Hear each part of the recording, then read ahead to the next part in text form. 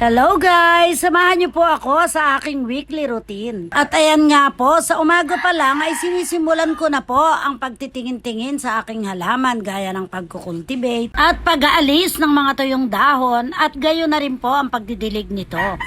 At pagkatapos naman po niyan ay naglaba naman ako at nagsalang po ng mga damit. Ayan po, nagsasampay na po ako. At dyan po nagtatapos ang aking umaga at pagkatapos magluluto naman. Hello guys! Tara, luto po tayo ng pansit.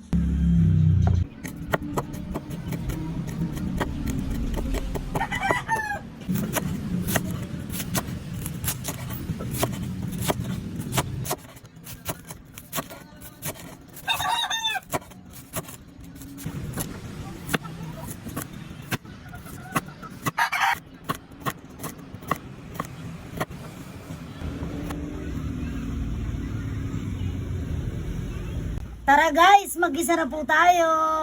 Ayan, luto na po ang ating pansit. Di ko na po binidyo dahil marami na po kaming cooking videos nito. Kung mapapansin nyo po ay kakaunti po ang aming gulay. Syempre po ay binukod namin ang iba upang maihanda po para sa aming pagpiplating. Syempre, pang entry rin sa Reels. Eto na guys, luto na, kain na tayo.